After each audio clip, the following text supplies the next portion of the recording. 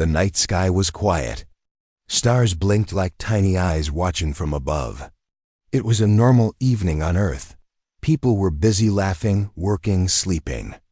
No one expected what was coming. In this secret lab under the mountains of Colorado, a young scientist named Dr. Maya Lin sat alone, looking at a computer screen.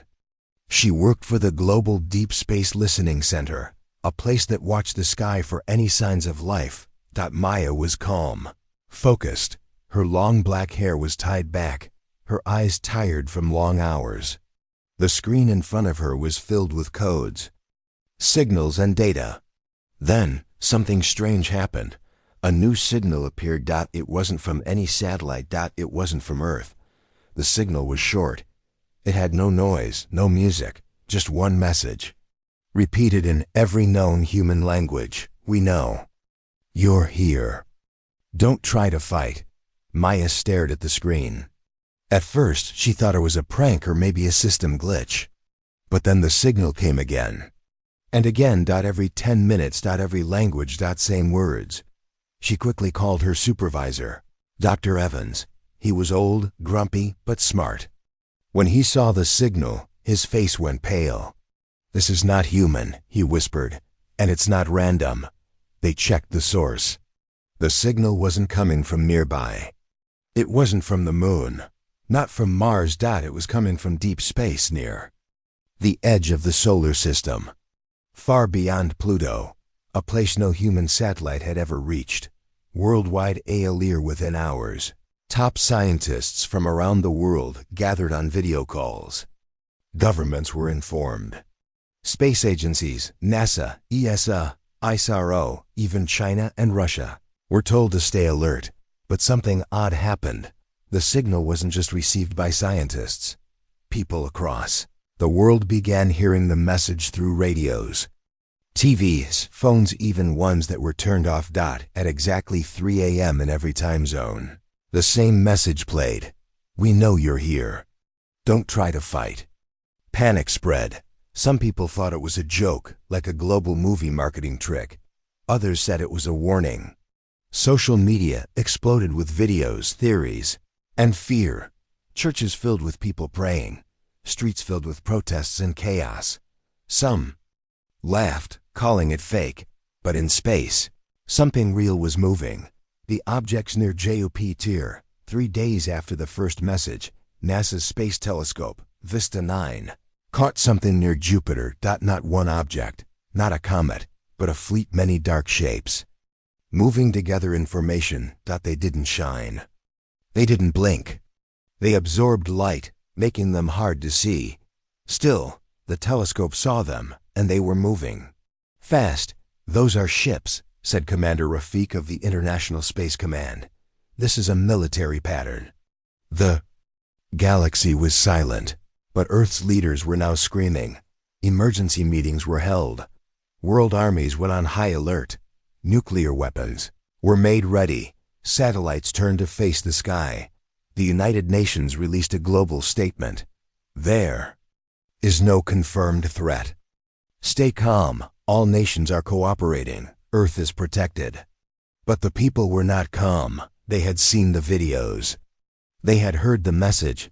Laughter from the stars. A strange thing happened on day 5. New messages began to appear in symbols, not words. Scientists translated them slowly. They were short, sharp, almost sarcastic. "You think your weapons can harm us? You are children with toys. We are older than your son." Then came the worst message of all. "We are all ready." Inside. Inside what? Earth? The solar system? People? No one knew. That night, 3 small satellites from the United States, Russia, and Japan were destroyed. No fire. No explosion. Just gone. They vanished like soap bubbles. Scientists called it a technical failure. But Maya knew better. She remembered what the message said. Don't try to fight. The warning IGNORD world leaders met in a hidden underground base called Zero Dome under Greenland's ice. It was built during the Cold War for global threats. President Saunders of the United States, Prime Minister Karev of Russia, and Chairwoman Zhou of China were all there. "We must respond," said Saunders. "Show them we're not afraid." "We'll lose," Karev said, his voice hard. "Our missiles are nothing to them. They haven't attacked," Joe added. "Maybe it's just a test," but Saunders shook his head. "They mocked us. We cannot stay quiet." A secret plan was made. Earth would send a warning shot. Fire T-10 powerful missiles were launched from Earth. Each was armed with a nuclear head, aimed at the black shapes near Jupiter.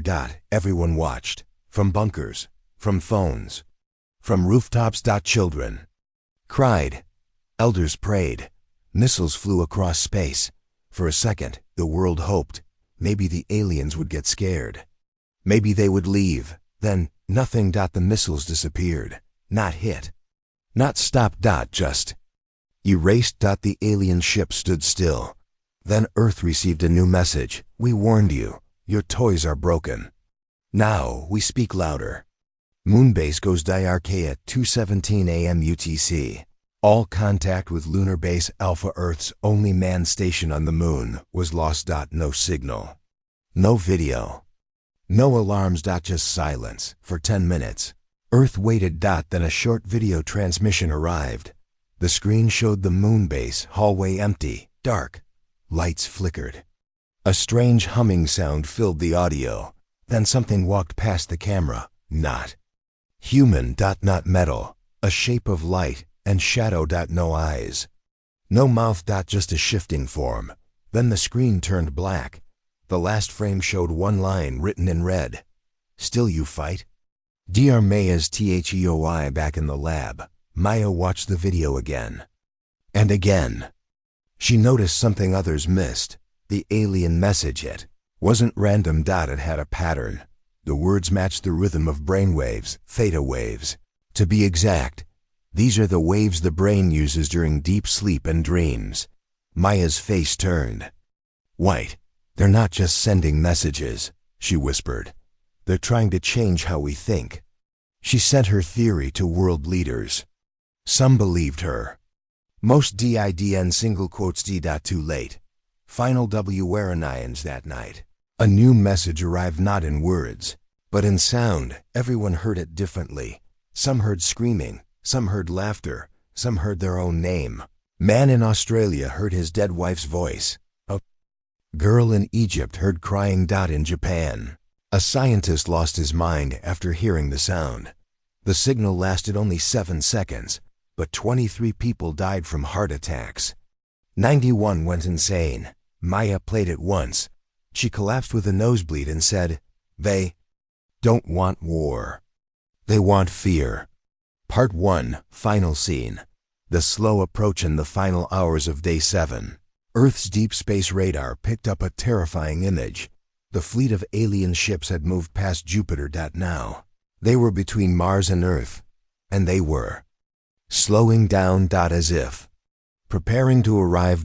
In a control room in Geneva, all screens turned black. Then one final message appeared. "You laughed at what you did not understand. Now we will show you why others ran." It covered the Earth like a cold blanket. People stood on rooftops, stared at the stars, and waited.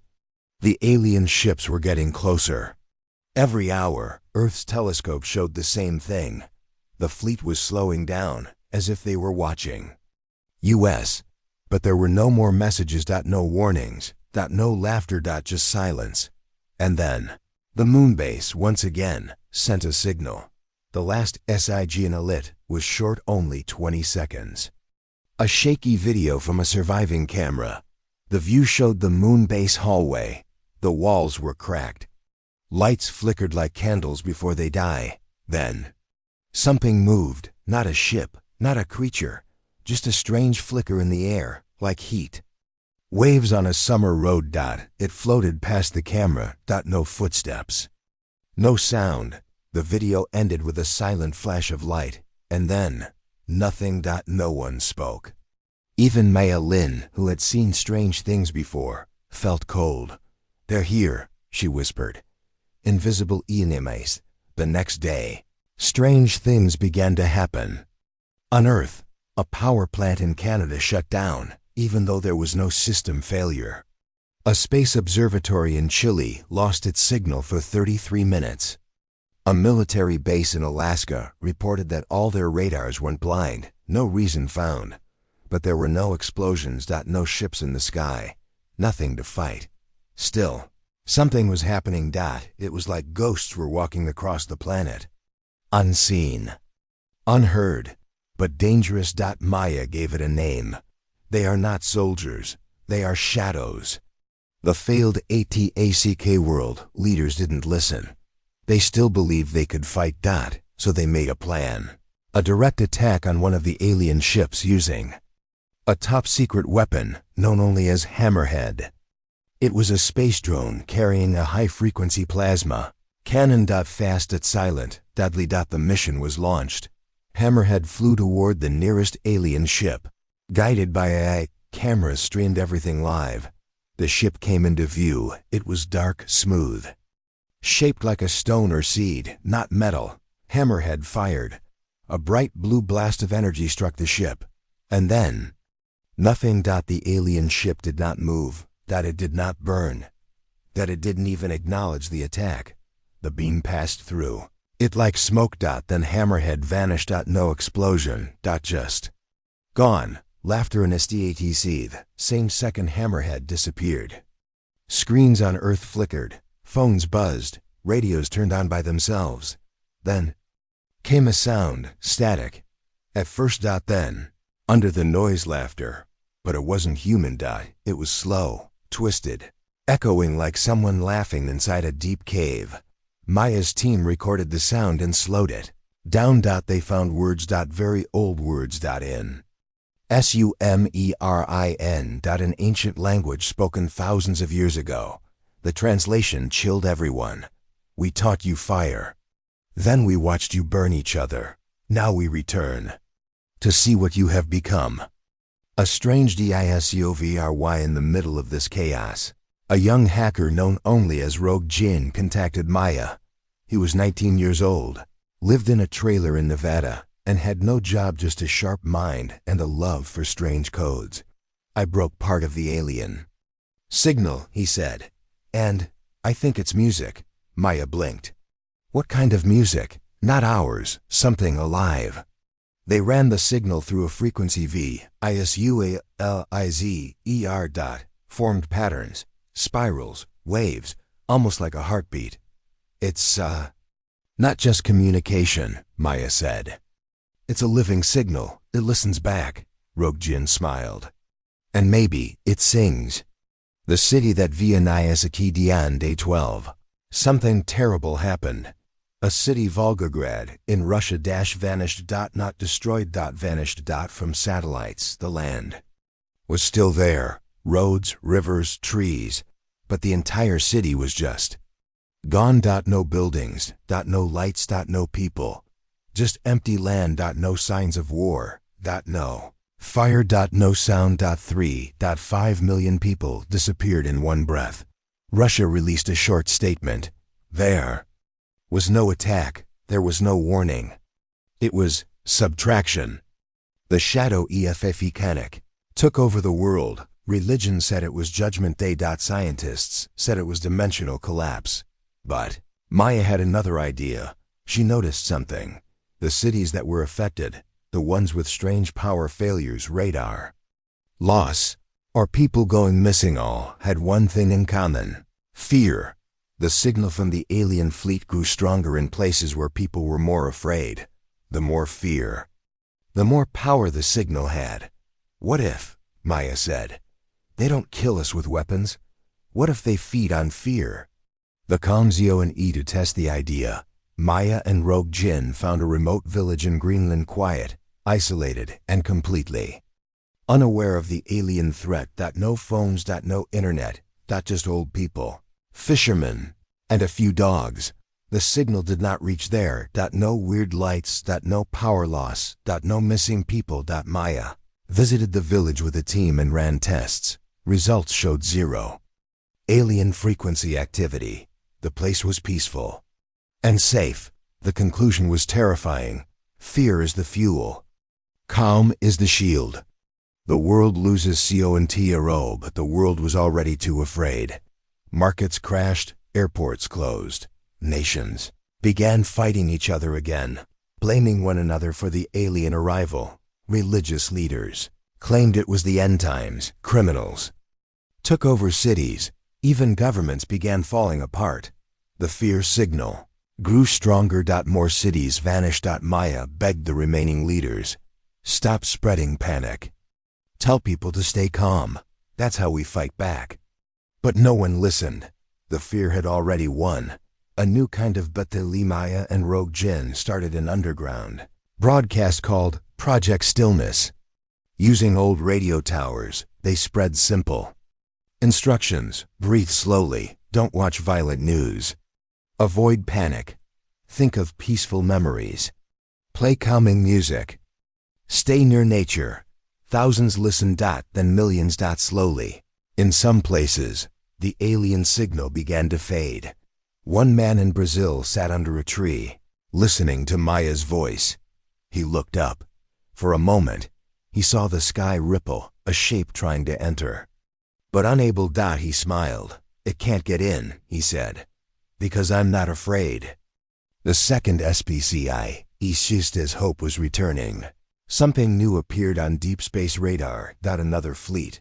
Different from the first. Smaller. Moving fast, not toward Earth, but away from the first alien ships. Someone was running. Scientists tracked their route.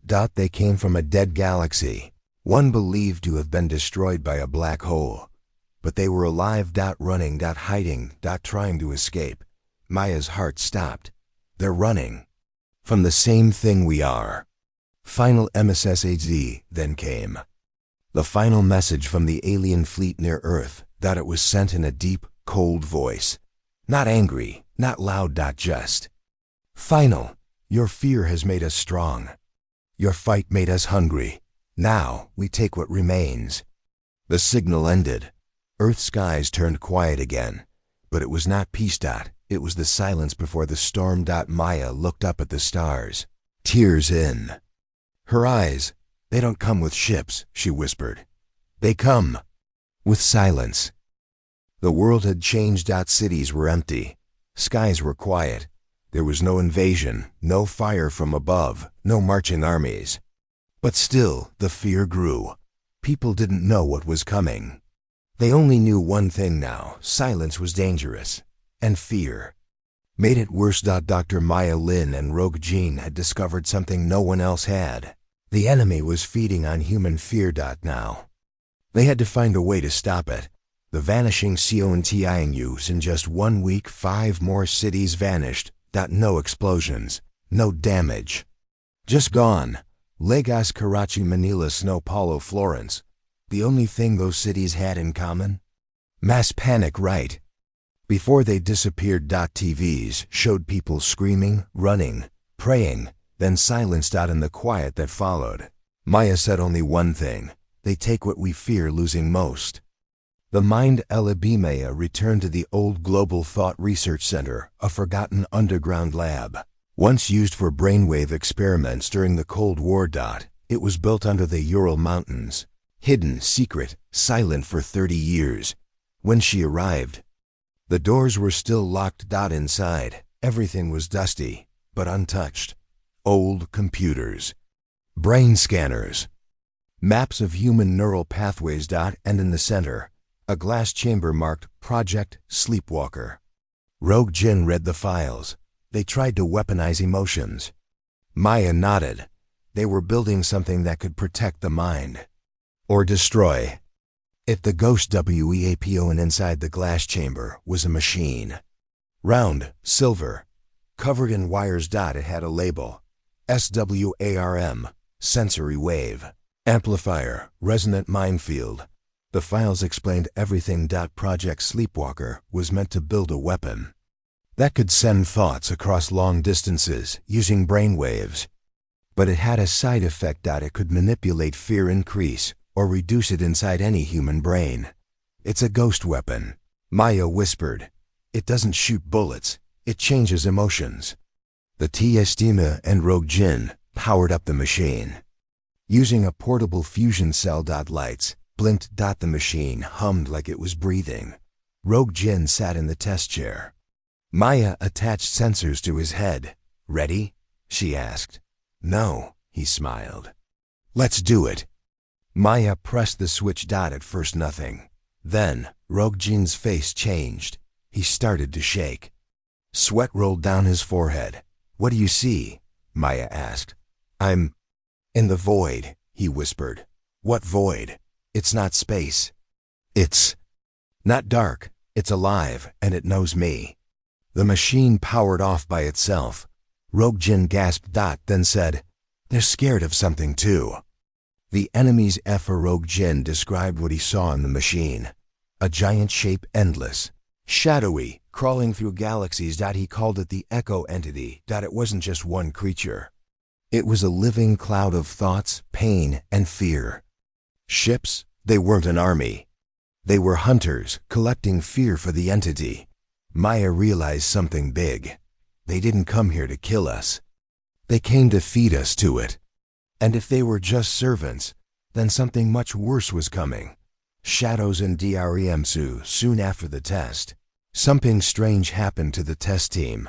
All 7 scientists who were near the ghost weapon that day began dreaming the same thing. A black ocean. A red moon. A voice saying, Don't think. Don't wake. Don't run. One of the scientists, Dr. Patel, refused to sleep. He said, When I sleep, it looks at me. He died from heart failure 3 days later. Maya wrote in her notebook, The entity is not in space. It's in the mind. A signal from the past. While digging through old records, Rogue Jin found something shocking, decades ago. During a 1971 moon mission, Apollo 20, a secret one, astronauts reported hearing a strange signal coming from the dark side of the moon. The signal was buried. Classified.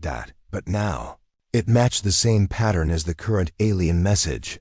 NASA had known. They had found the entity's echo 50 years ago, and they buried the truth. And now it had returned. A soldier's HFY Maya found an old soldier named Captain Rourke, who once guarded the Project Sleepwalker facility in the 1980s. He was old now, sick, but his mind was clear. I saw what that machine could do, he said. One test subject screamed until his heart stopped. Another became silent forever. What did they see? Maya asked. Not see, remember, Rourke said. The machine unlocked a memory that wasn't theirs. Something ancient. Maya felt cold. What memory? Captain Rourke stared at her, eyes shaking. The last planet they consumed. The entity ARAV Tsinde 20. It happened. Not a fleet. Not a ship. But a tear in space like a scar. It opened near Saturn. Satellites captured the moment. A black shape crawled out of the tear. Huge. Floating. Changing form every second. The Echo Entity had arrived, and it was moving toward Earth. Not fast. Not loud, but like a nightmare slowly becoming real. Plan. Silence. Maya knew Earth couldn't survive. Not with weapons. Not with prayer. Not with hiding. She built a new plan with the ghost weapon modified. Now amplified using thousands of low-orbit satellites and emotion-dampening tech. They called it Plan Silence. One goal. Broadcast emotional stillness across Earth. Deny the Echo Entity its food. Starve the shadow. It was a crazy idea, but the only one left. PRPAO and teams were sent to install emotional dampeners in major cities. Peaceful music played in subways. Nature images covered buildings. News anchors were trained to speak calmly. The signal from the ghost weapon was tested again, this time remotely. And for the first time, one alien ship cracked. Just like glass under pressure. It blinked out of existence. Everyone saw it. Everyone believed. The world changed. People began meditating. Children were told bedtime stories. Wars paused. Even enemies shook hands, because fear was no longer power. The new aliens, the second alien species, the ones who were running, finally sent a message.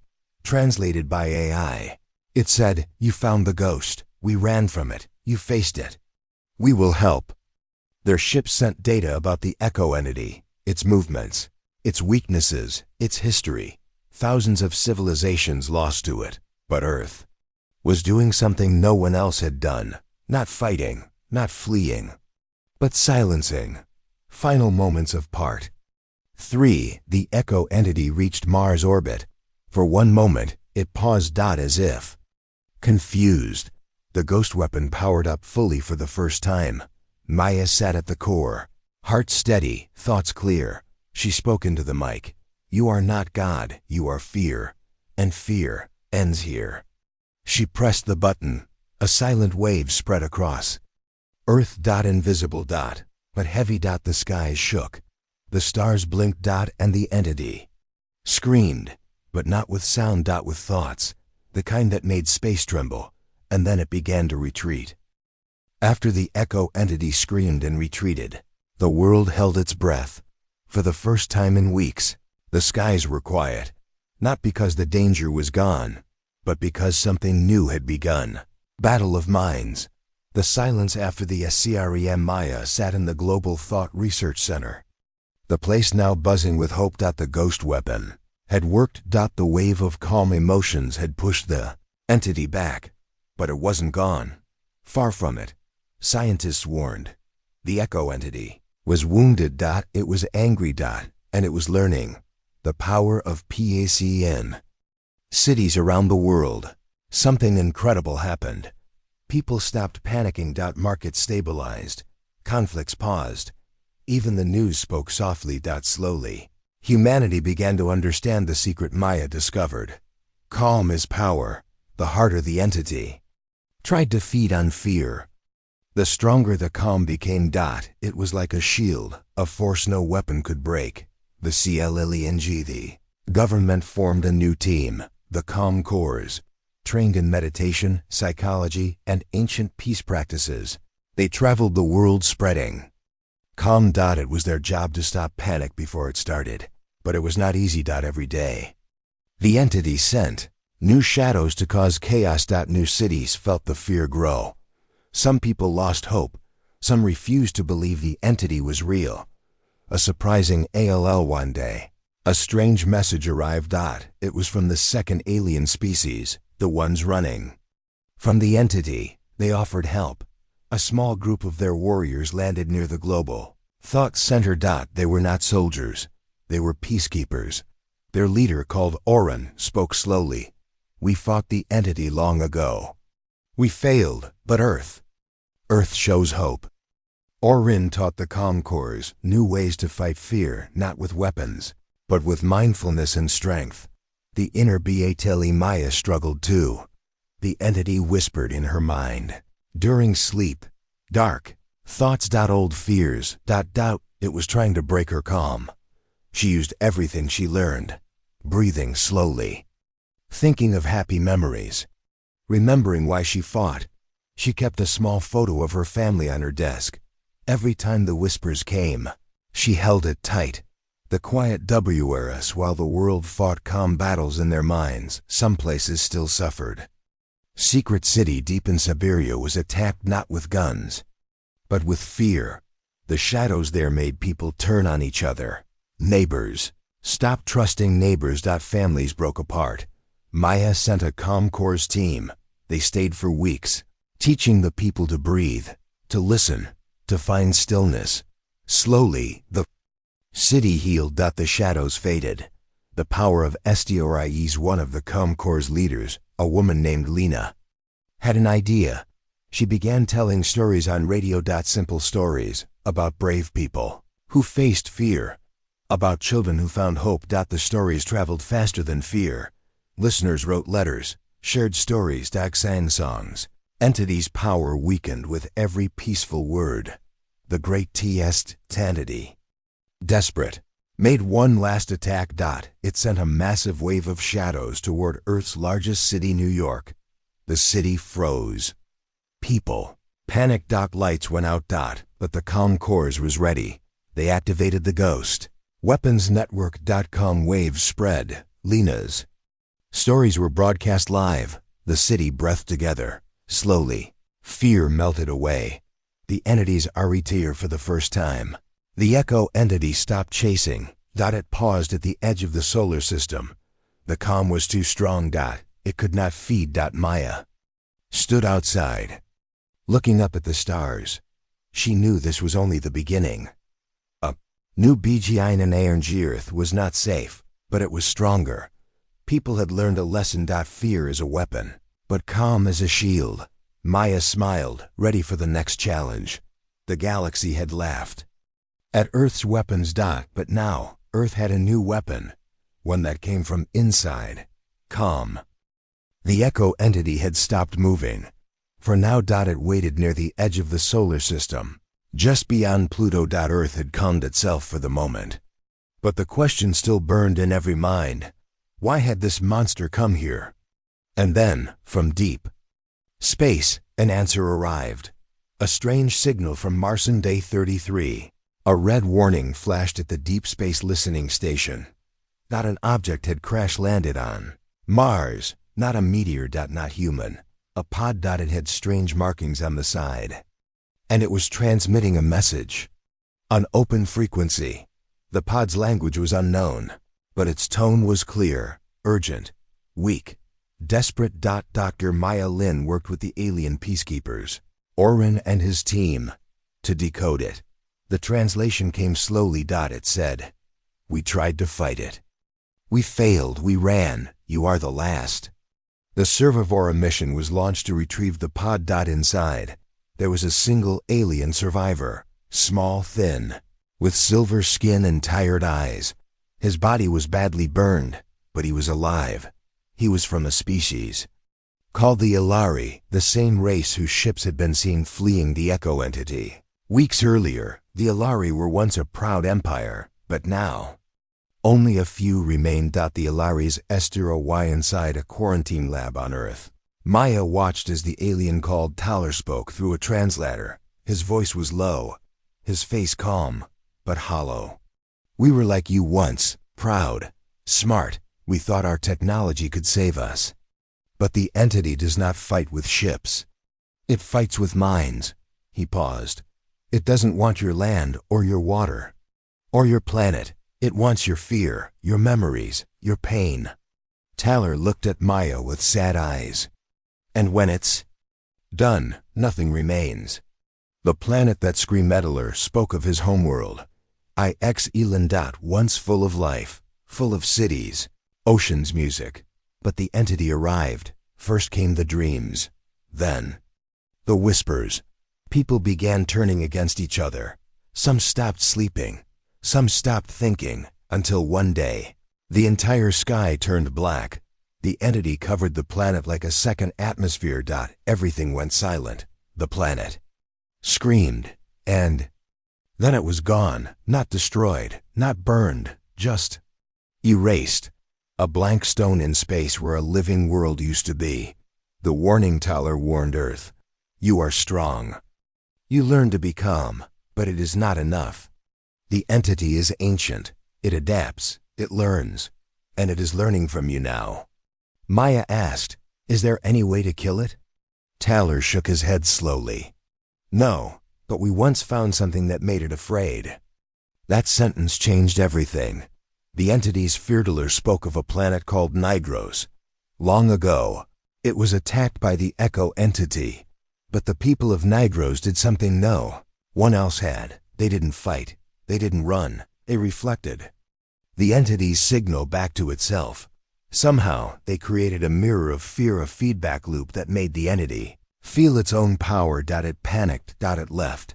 But the technology was lost when Nigros collapsed later. Taller said, "If you can find that same signal, you can make it feel what it gives." Project Echo Mayara Amaya and Rogue Jin created a new plan. They called it Project Echo Mirror. They would use the ghost weapon, but twist it, not just to block fear, but to bounce the entity's emotional energy back at itself. It was risky. If the signal was too strong, it could overload human minds too, but it was the only way. Digging into the past, to find the exact signal Nidros used. Maya searched Earth's own past. Strange data appeared. In 1969. During the Apollo 11 mission, astronauts reported a low hum coming from space right after passing the far side of the moon. NASA never explained it. In 1983. Soviet cosmonauts in the Salyut station heard a sound without origin that caused nausea and nightmares. The pattern matched the entity's emotional frequency. These old encounters were not accidents. The entity had been watching Earth for decades. Maybe longer. The truth hiding in DREM's Rogue Jin found something unusual in old military documents. A project named Night Pulse. It was a sleep experiment using dreamwave frequencies to calm soldiers during war, but many soldiers in the test had the same dream: a black ocean, a screaming sky, and a voice whispering, "Fear made you. Now fear unmakes you." The dream wasn't a dream. It was contact. The Echo entity had been testing Earth through dreams for years. The message to the STRS, with help from the Elari. Maya sent a message deep into space. "We know what you are. We see what you fear. You are not a god. You are a shadow. And we are the mirror." No response came, but every telescope on Earth saw it. The Echo entity paused again. It moved. Slowly. It was listening. Maybe even thinking. A gift from the Elalai before. Leaving Earth to rejoin his people, Taller gave Maya one final gift: a crystal. Inside it was the last recording from Nidros, just before it was destroyed. The sound was strange. It wasn't fear. It wasn't music. It was compassion. A choir of voices, singing in calm harmony, even as their planet ended. Taller said, "The entity felt that emotion and didn't understand it. It turned away. That's how we lived long enough to run." The new WM Maya upgraded the ghost weapon with the crystal. Now, the device could send two signals, a reflection of the entity's own fear, a harmonic wave of calm, similar to Nidro's final broadcast. Together, they would form a powerful emotional trap. If the entity got close again, Earth wouldn't run. It would respond. Final scene of Part 5. Maya stood on the roof of the Global Thought Research Center. The stars were brighter tonight, but so was the darkness between them. She spoke quietly too, Rogue Jin beside her. "We are not the first to fight this thing, but we might be the first to fight it with peace." He asked, "Do you think it will leave?" Maya watched the sky and said only, "No, I think it will come to understand, or it will die trying."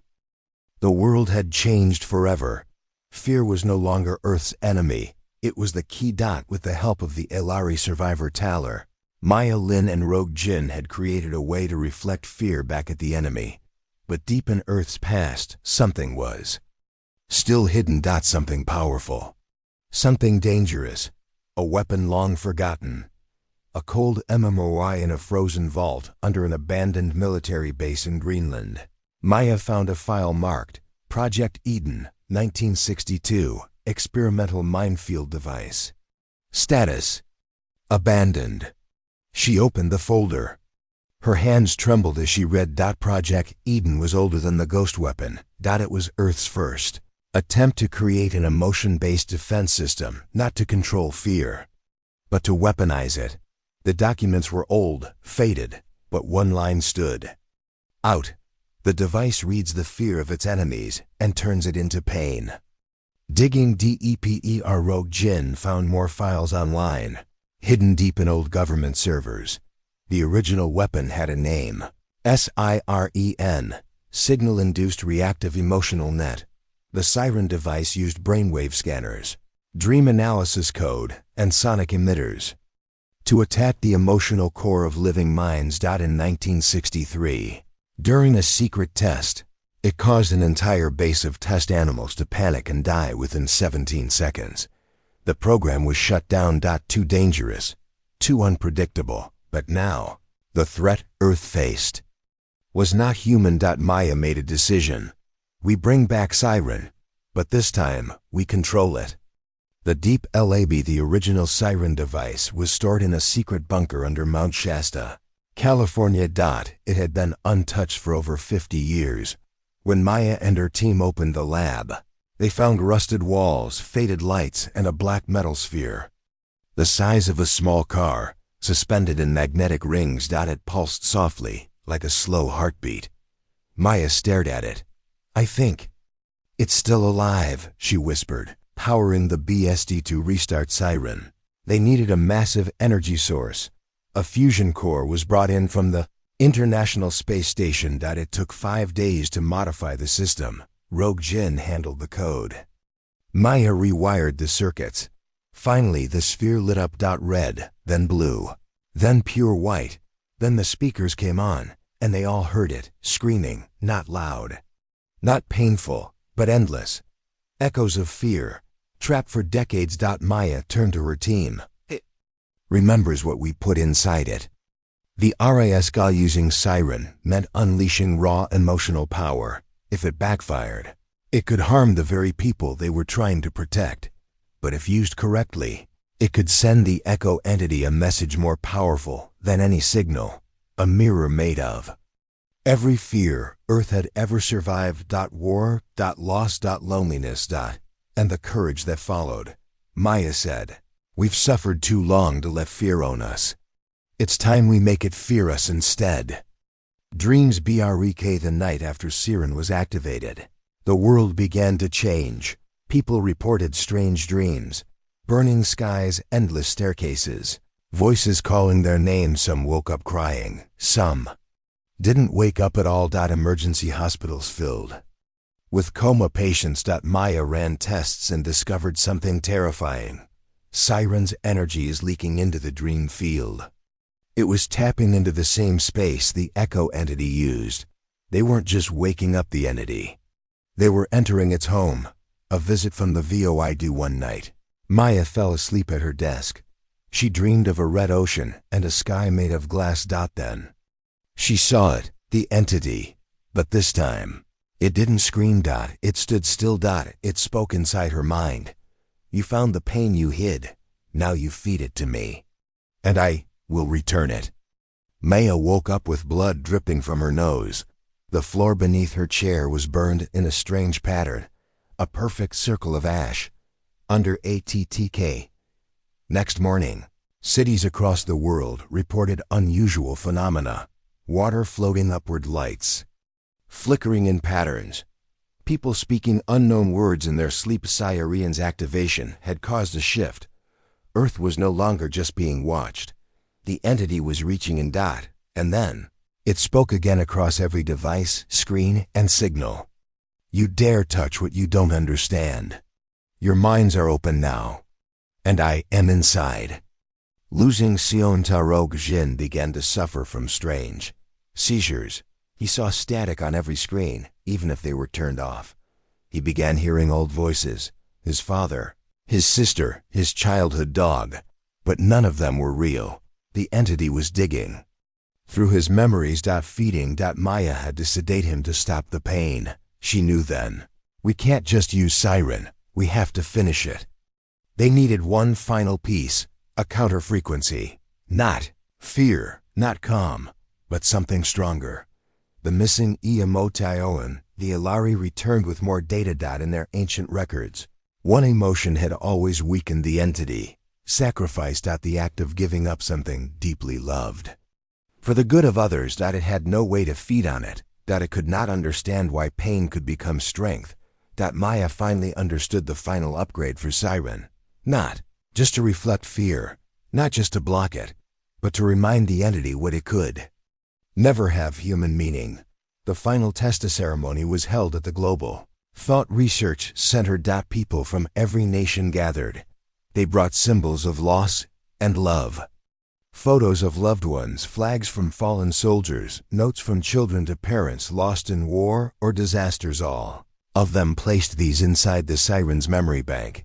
Each item carried real emotion, pure, raw, and human. Rogue Jin, finally stable, stood beside Maya as they powered it up one last time.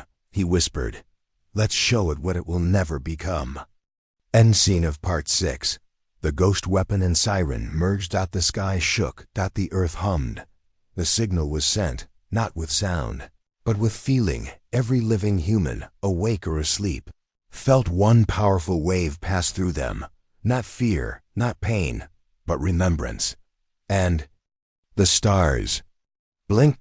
Somewhere near Saturn, the echo entity screamed, not to scare, but in confusion, because for the first time in its existence, it felt something it could not devour. The planet held its breath. After the activation of both ghost weapon and siren, the echo entity had screamed in confusion. It had never felt compassion mixed with fear. It had never faced human meaning, but Earth was not safe yet.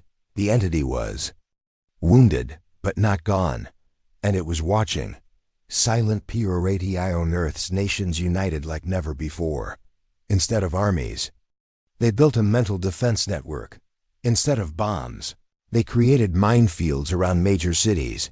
Instead of soldiers, they trained emotion guards, people skilled in meditation, empathy, and ancient rituals of peace. Cities glowed softly at night. Low-frequency hums of calm protected every home. It was not futuristic war. It was a quiet fight. The alien as the Alari returned in force. Not to fight, to guide. Their ships hovered near Earth, shining beams of peaceful light. Orin, the Alari peacekeeper, said, "We cannot fight fear, but we can stand with you. We can show calm." The Alari shared their technology, emotion filters, dream protectors, and hive mind shields, a network where mothers could share calm with children, and friends could share hearts. It was a miracle of connection. First ENCOUNTRS, one by one, alien ships from the Hunter fleet tried to enter the minefields. They didn't use weapons. They used tests. They sent shadow waves, nightmares, echoes of past tragedies. They tried to break the calm. The minefields held. The emotion guards stood firm. Nightmares broke like glass. Earth's Reich, but Earth was ready, using the ghost weapon and siren. Earth responded. The combined wave of fear, reflection, and deep compassion hit the Hunter ships. They flickered. They shook. They broke. One by one, the Hunter ships started to blink out like dying stars. People on Earth watched the sky. They saw ships vanish in calm light. They saw hope. They saw that peace was powerful.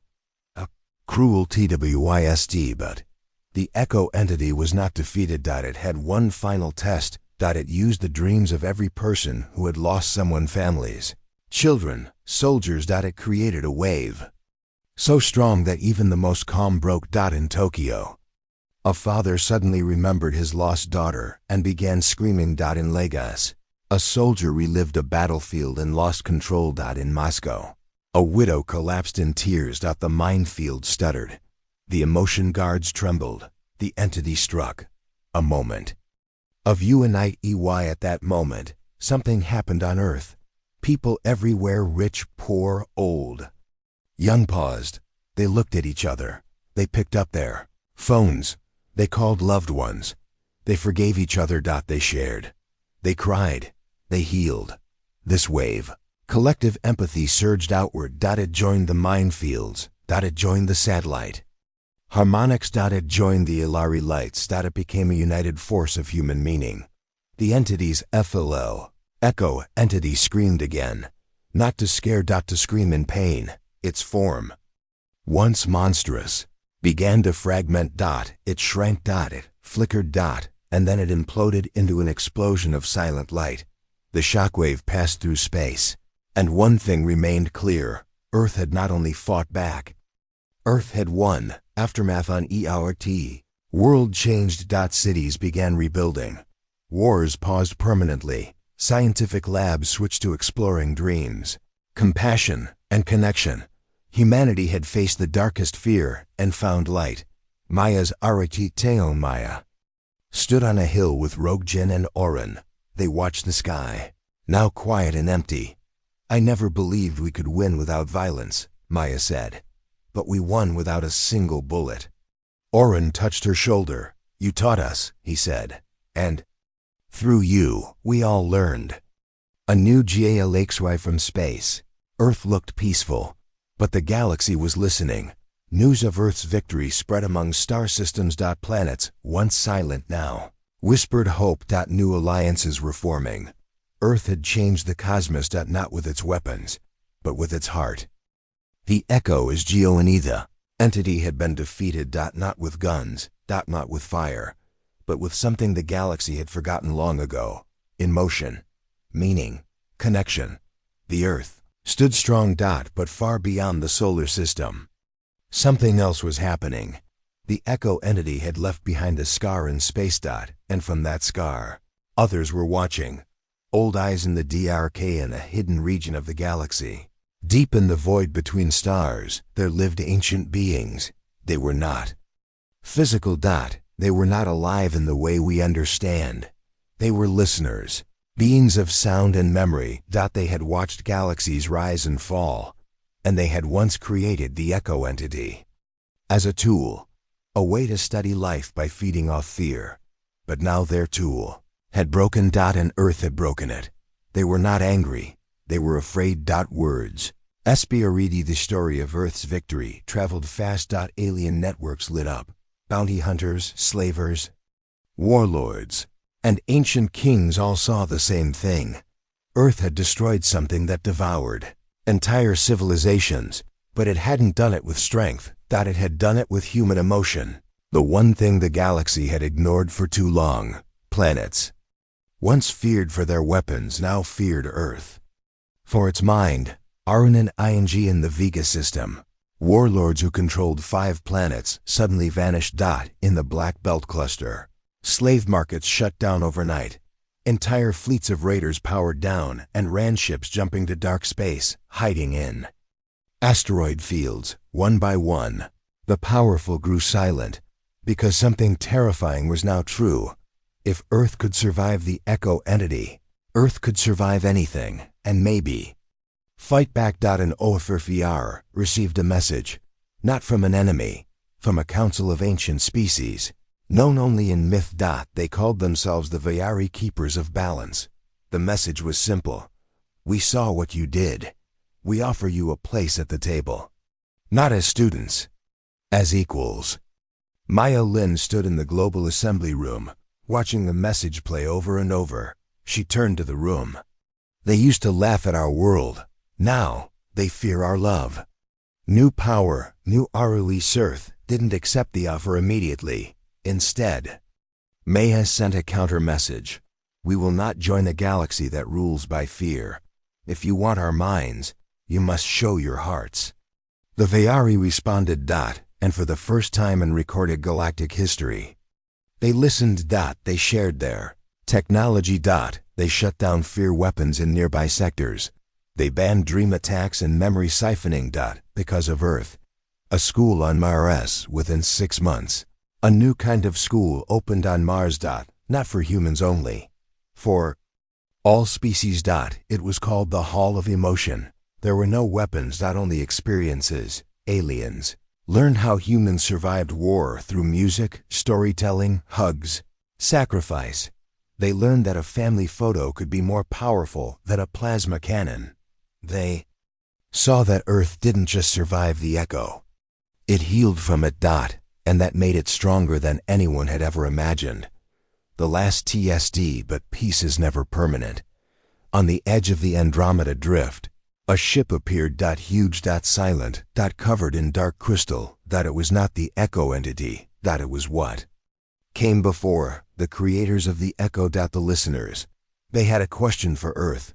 Why did you not destroy it with hate? Maya answered, because hate is a chain. We broke it. We chose a harder path. That's why we are still here. The listeners were silent for a long time. Then they left. No attack. No message. Just gone.